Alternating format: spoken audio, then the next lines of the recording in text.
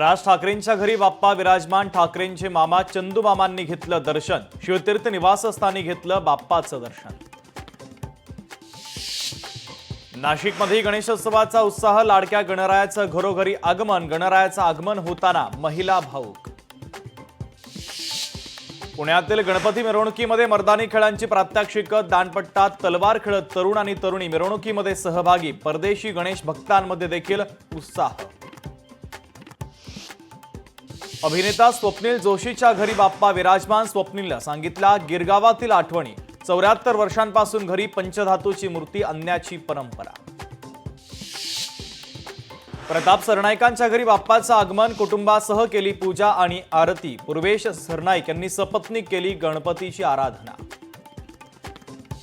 सोनू सूद यांनी केलं बाप्पाचं स्वागत. सोशल मीडियावर बाप्पाच्या आगमनाचा व्हिडिओ केला शेअर.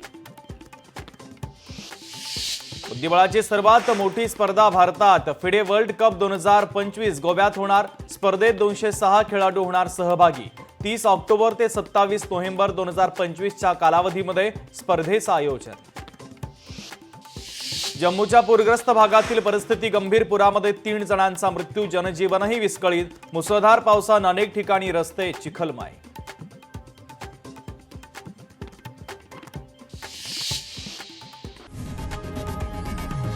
लोकशाही मराठी ऐका, पहा, जागरूक रहा.